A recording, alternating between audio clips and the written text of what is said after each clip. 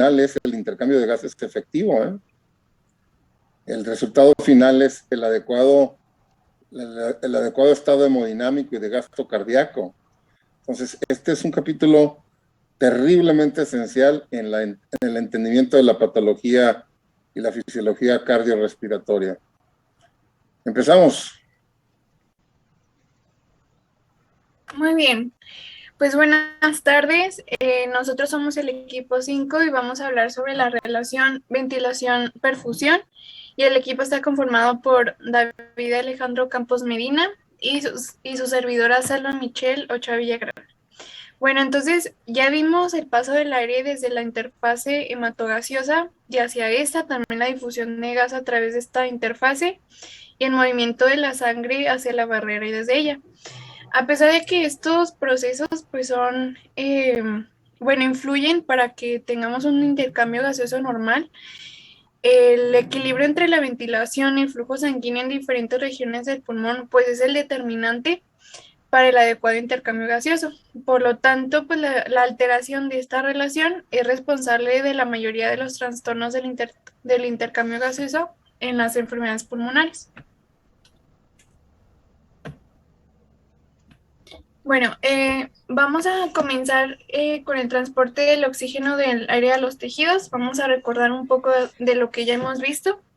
Bueno, sabemos que la presión del oxígeno del aire es 20.93% de la presión total del gas seco. A nivel del mar, pues la presión atmosférica es de 760 milímetros de mercurio. También debemos conocer que la temperatura corporal, pues la presión del vapor de agua del aire inspirado humidificado, pues es de 47 milímetros de mercurio. Entonces, ya sabiendo estos datos, pues sabemos que la presión de oxígeno del aire inspirado es de 149 milímetros de mercurio, o algunos lo redondean a 150. En el momento que el oxígeno pues llega a los alvéolos, pues esta presión va a disminuir hasta alrededor de 100 milímetros de mercurio, como lo podemos ver aquí. Si ven mi cursor, ¿verdad? Sí. Muy bien, gracias. Bueno, esto ocurre porque pues, la presión de oxígeno del aire alveolar pues, es determinada por la captación de oxígeno por la sangre capilar y su continua reposición por la ventilación alveolar. Bueno, pues cabe destacar que la velocidad de la extracción sanguínea del oxígeno desde el pulmón pues depende del consumo del oxígeno a los tejidos. Varía en reposo, pero en la práctica la presión del oxígeno alveolar, que es de 40 milímetros de mercurio, pues depende del nivel de la ventilación alveolar. Ya cuando la sangre arterial sistémica llega a los capilares tisulares, pues el oxígeno que se difunde hasta las mitocondrias, pues aquí la presión del oxígeno es mucho más baja. Esto pues difiere de una parte a otra del organismo, pero por lo menos disminuye a 1 milímetro de mercurio. Por lo que el pulmón es un eslabón esencial de la cadena del transporte de oxígeno, y cualquier descenso pues de la presión de oxígeno en la sangre arterial pues conduce a una presión de oxígeno más baja en los tejidos. También pues cabe destacar que las alteraciones del intercambio gaseoso pulmonar pues causan aumento de la presión del dióxido de carbono tisular. Y lo que vamos a ver son las causas de hipoxemia. Vamos a ver pues cada una de manera detallada, que es la hipoventilación, la limitación de la difusión, el shunt y la desigualdad ventilación-perfusión. Cuando el nivel de la presión del oxígeno alveolar, sabemos que esto está determinado por el equilibrio entre la extracción del oxígeno por la sangre y su reposición por la ventilación alveolar. Pues si esta está demasiado baja, pues la presión del oxígeno alveolar disminuye y la presión del dióxido de carbono aumenta. Esto se le conoce como hipoventilación. Y alguna de las causas de esta puede ser la administración de fármacos como la morfina y los barbitúricos, ya que deprimen pues, el estímulo central de los músculos ventilatorios. También puede ser por algún reumatismo de la pared torácica, parálisis de los músculos ventilatorios y una alta resistencia a la ventilación. La hipoventilación siempre va a producir pues un aumento del dióxido de carbono alveolar, por lo tanto va a aumentar también la presión del dióxido de carbono arterial. Y la relación entre la ventilación alveolar y la presión del dióxido de carbono pues se deriva de esta fórmula, que significa que si la ventilación alveolar se reduce a la mitad, pues el dióxido de carbono se va a duplicar una vez que se haya establecido el estado de equilibrio.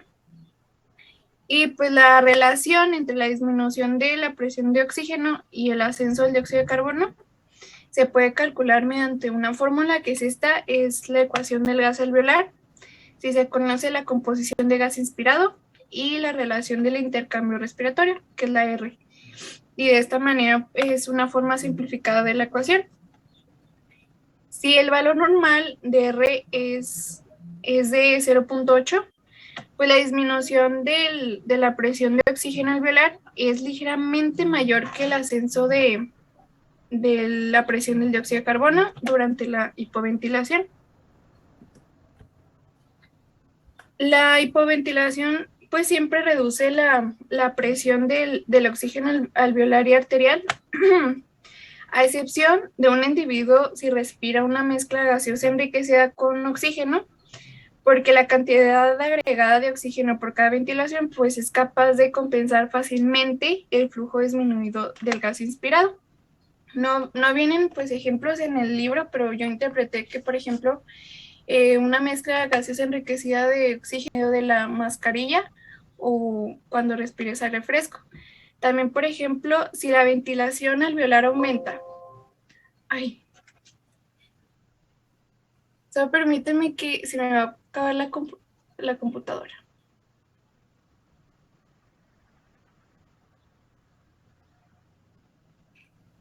¿Qué se le va a acabar? Apagar, perdón. Si es que no puse el cargador, pero ya.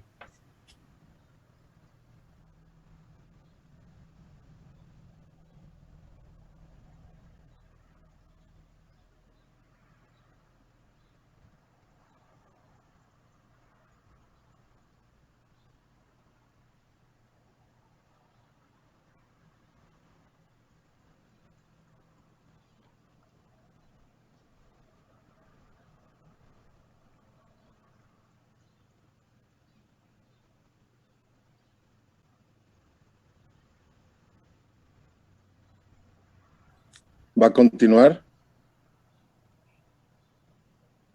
Sí, doctor, dijo que nada más fue a conectar la computadora porque se le estaba acabando la pila.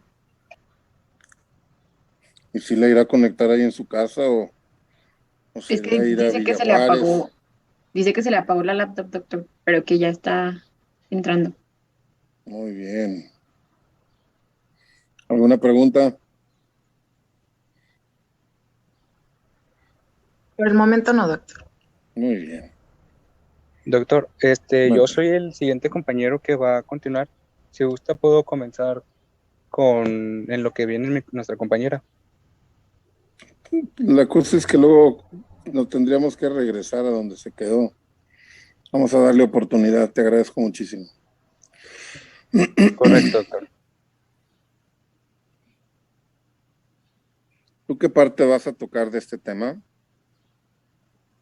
Bueno, a mi parecer creo que sí se puede entender porque yo empiezo el cambio gaseoso, la Ok. regional en el pulmón. Vamos Creo a que sí se esperarla. puede. Sí, Vamos a esperarla. Un plato.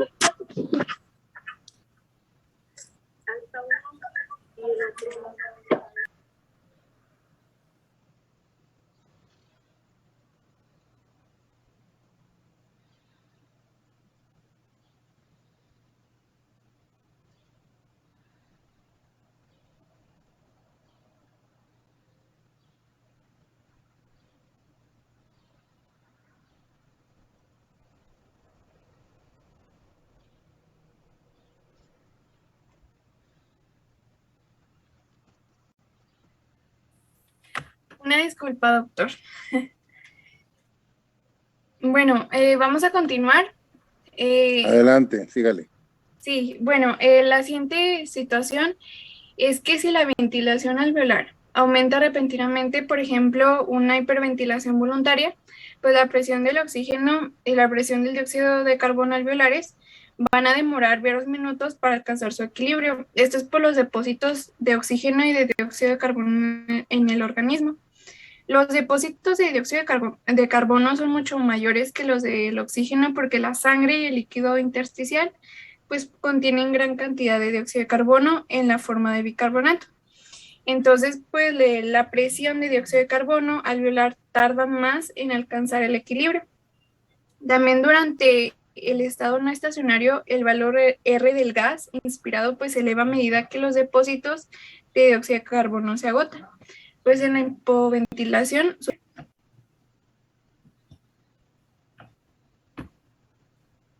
Vamos a continuar con la difusión. Aquí, pues en esta figura se presenta, entre comillas, pues el pulmón perfecto, donde la presión del oxígeno de la sangre arterial es la misma que la del aire alveolar.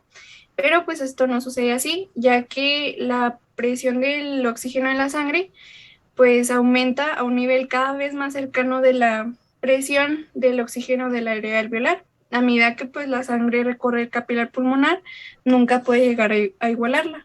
Pues en condiciones normales, pues la diferencia de la presión del oxígeno entre el área alveolar y la sangre al final del capilar, pues es casi insignificante. Pero pues esta diferencia se puede hacer más grande durante el ejercicio cuando la barrera hematogaseosa está engrosada o cuando se inspira una mezcla con una concentración baja de oxígeno. El siguiente es el shunt. Este es cuando la sangre ingresa en el sistema arterial sin haber pasado por las áreas ventiladas del pulmón. En el pulmón normal, pues parte de la sangre de las arterias bronquiales va hacia las venas pulmonares después de haber perfundido los bronquios, de manera que ese oxígeno pues se ha agotado parcialmente. Entonces, pues una fuente de un shunt es una pequeña cantidad de sangre venosa coronaria que desagua directamente en la cavidad del ventrículo izquierdo a través de las venas de Tebecio. Entonces, pues el efecto de este agregado de sangre escasamente oxigenada, pues lo que provoca la disminución de la presión de oxígeno arterial. Otros ejemplos es cuando un paciente tiene una fístula arteriovenosa pulmonar, que son conexiones vasculares anormales entre una arteriola y una venula pulmonar. También puede ser por una adición directa de sangre venosa a la sangre arterial a través de una combinación entre los lados derecho e izquierdo del corazón. Cuando el shunt obedece el agregado de sangre venosa mixta a la sangre que sale de los capilares, pues se puede calcular su magnitud de flujo. Pues la cantidad total de oxígeno que abandona el sistema, pues es el flujo sanguíneo total, que se representa con la QT multiplicado por la concentración de oxígeno en la sangre arterial, que es KO2, y esto debe ser igual a la suma de cantidades de oxígeno en la sangre del shunt más la sangre al final del capilar. Y pues una forma simplificada de esto es esta fórmula. Algo muy característico de este proceso patológico es que no se puede abolir la hipoxemia aún administrando al sujeto oxígeno al 100% para respirar. Aquí lo que sucede es que la sangre del shunt no pasa por los alvéolos ventilados, entonces no se expone a la presión del oxígeno alveolar alta, por lo que continúa disminuyendo la presión de oxígeno arterial. Pero sí se puede producir cierto aumento de la presión de oxígeno arterial por el oxígeno que se agrega a la sangre capilar del pulmón ventilado. La mayor parte del oxígeno agregado pues está disuelto y no está unido a la hemoglobina, porque la sangre que perfunde los alvéolos ventilados pues se halla casi completamente pues, saturada.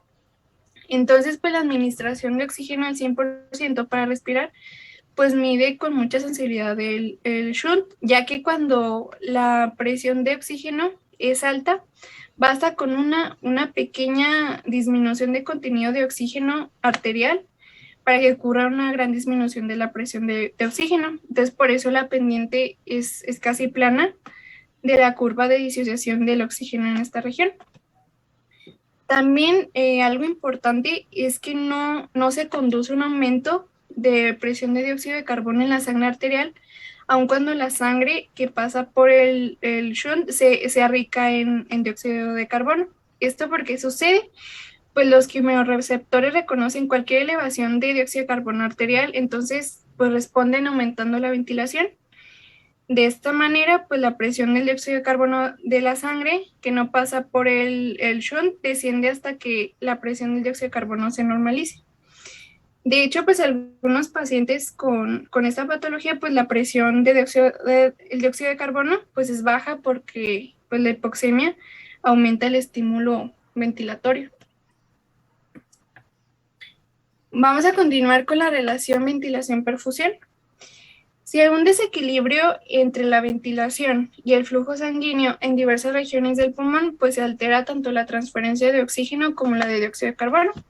Y aquí pues nos lo muestra como un modelo de una unidad del pulmón en el que se simula la captación de oxígeno usando un colorante y agua.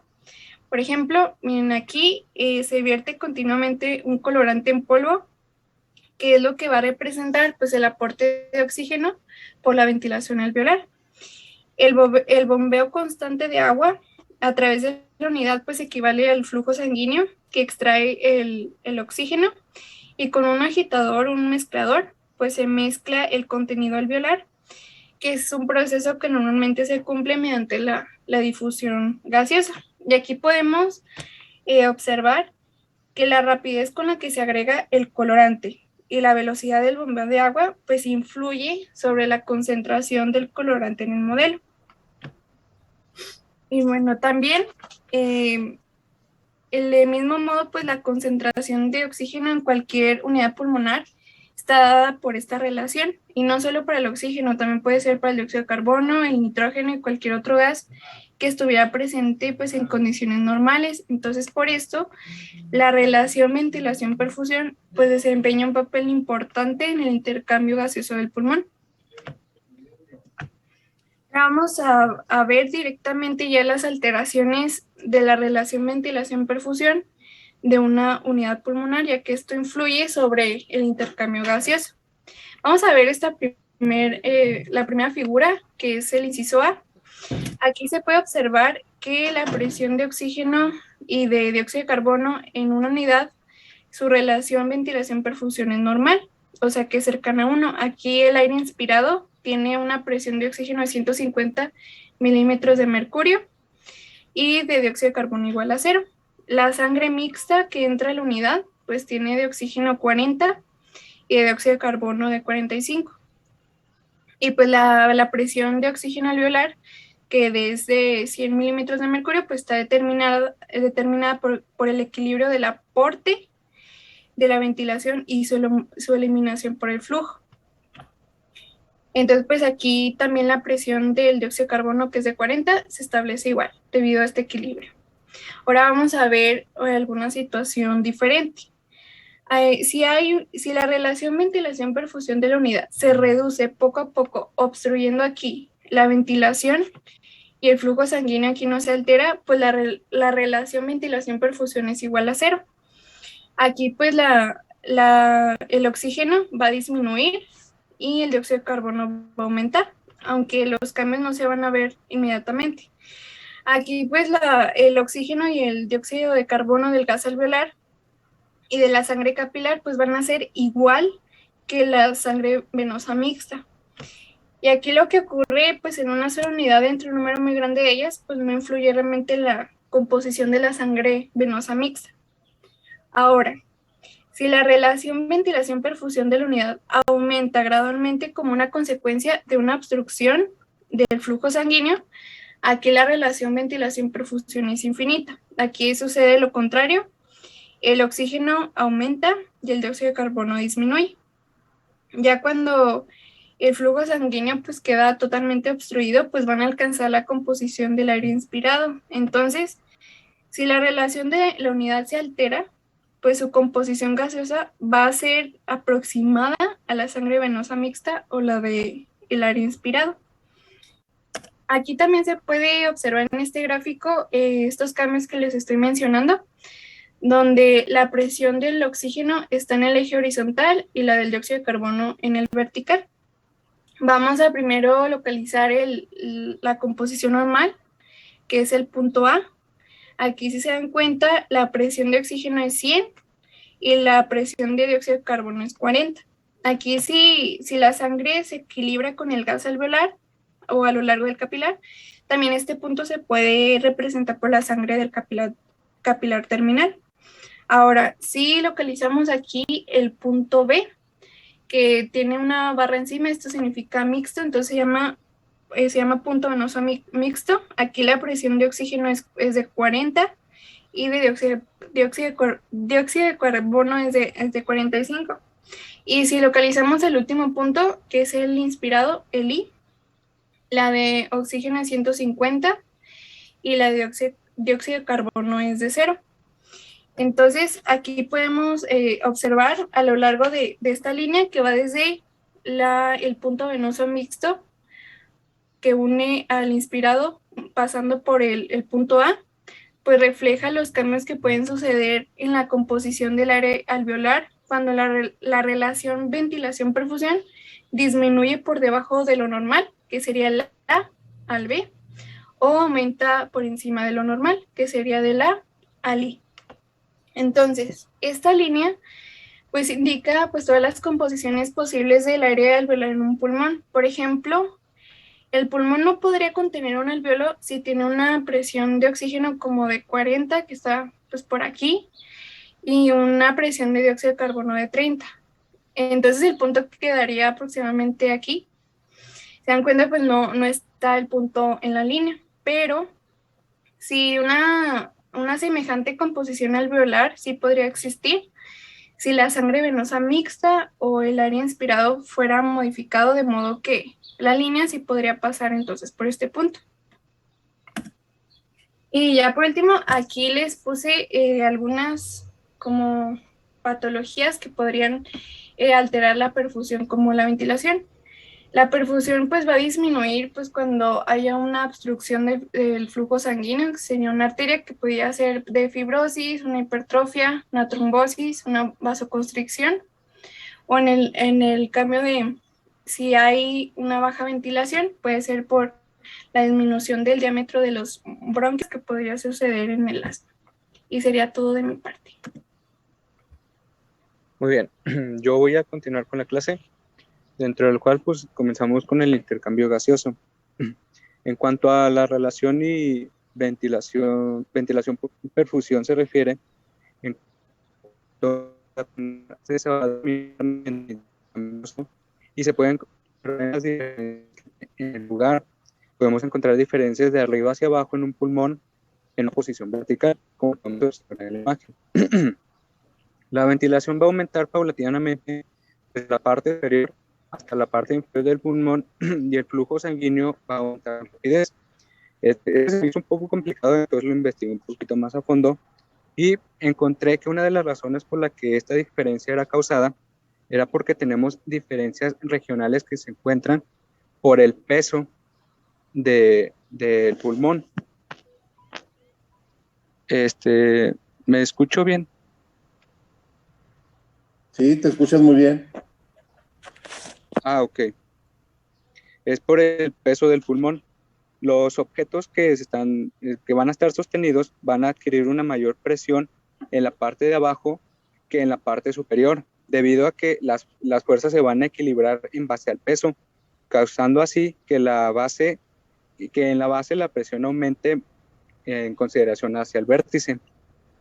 Podemos observar que el volumen del pulmón es menor cerca del vértice que cerca de la base. La ventilación de la misma manera va a ser menor arriba que abajo, pero las diferencias de flujos van a ser pronunciadas. Se comprueba que la presión de oxígeno va a cambiar en más de 40 milímetros de mercurio y la diferencia de la presión de dióxido de carbono entre el vértice y la base va a ser disminuida. En cuanto a las diferencias regionales encontradas en la presión de oxígeno y la presión de dióxido de carbono, vamos a tener diferencias en las concentraciones de los gases en el extremo terminal del capilar, teniendo así que encontramos unas diferencias también en el pH, según la altura en donde se encuentra el pulmón. y se encuentra la variación de la presión de dióxido de carbono en la sangre. La tasa de intercambio respiratorio de la misma manera va a ser mayor en el vértice que la que encontramos en la base. ¿Le podemos dar, por favor?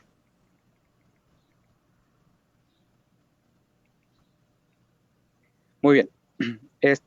El efecto de la desigualdad, encontramos que las diferencias regionales van a ser de interés debido a que se van a encontrar unas diferencias en cuanto a la ventilación y el flujo sanguíneo, como lo podemos observar aquí en esta imagen.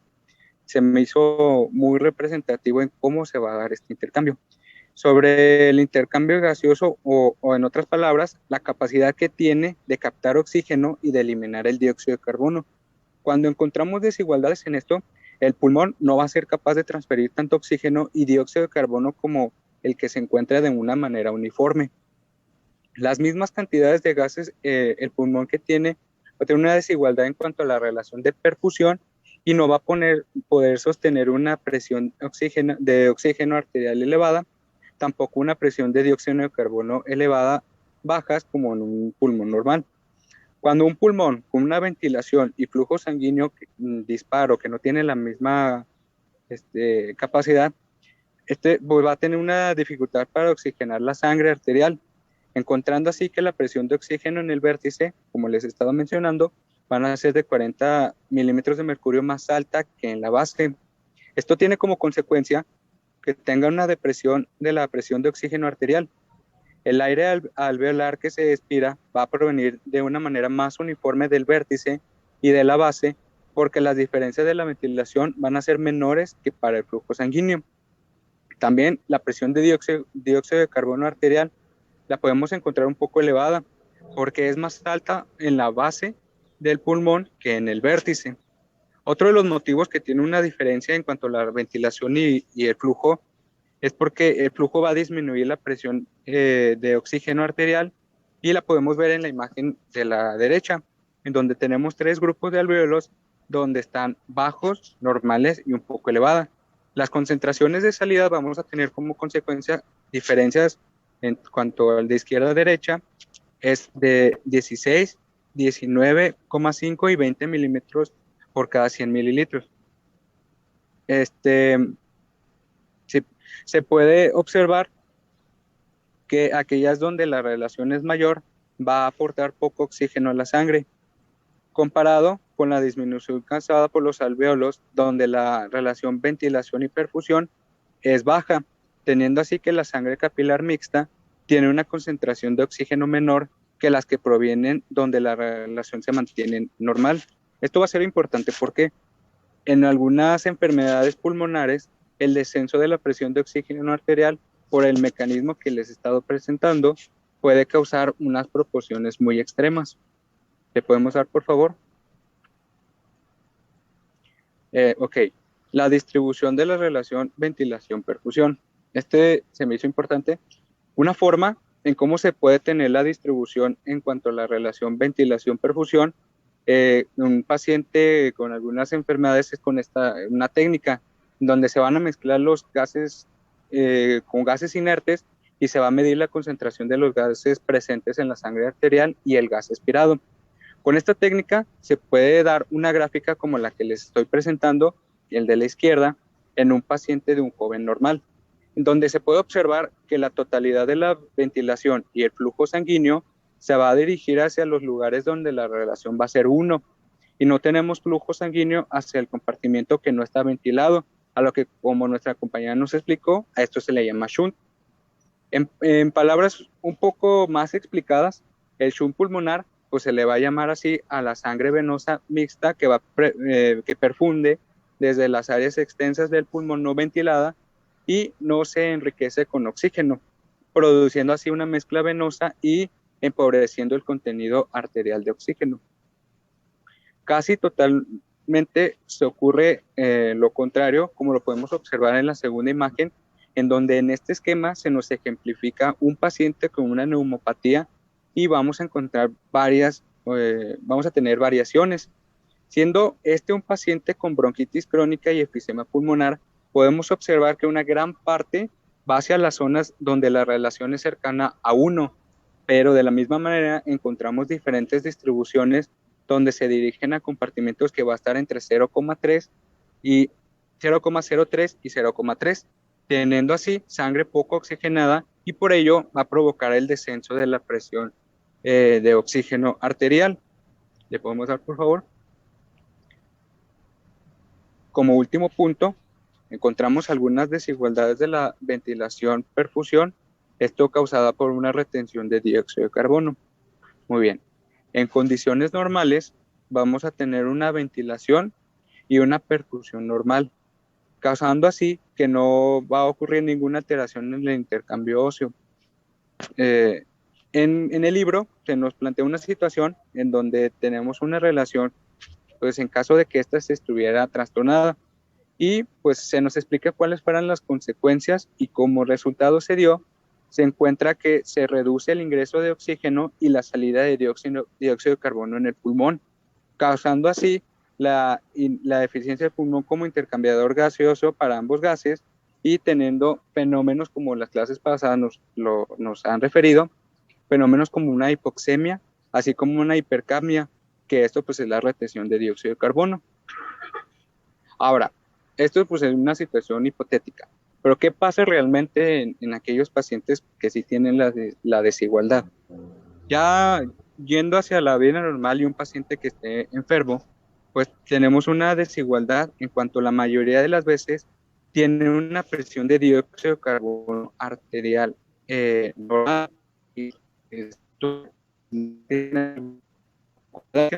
pero esto es lo que los quimioterapias que ya nos está platicando David, se te está van a trabando.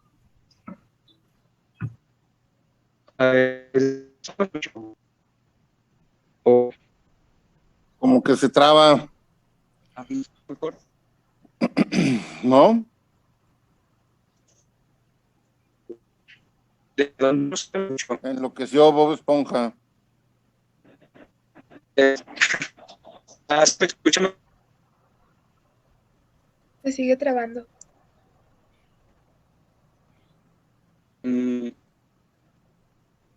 Aquí no está muy bien. Ya no te falta mucho para esto, ¿no? No, doctor. Entonces, pues, aquí, sí Yo creo que es importante. para... Me da la impresión de que puede ser que está muy, muy cargada de movimientos y de cosas tu presentación. A lo mejor si la simplificas, no se traba. ¿Cuántas te faltan? nada más es esto, doctor. Bueno. No sé. ¿Tienen algún comentario al respecto de este tema que revisamos ahorita?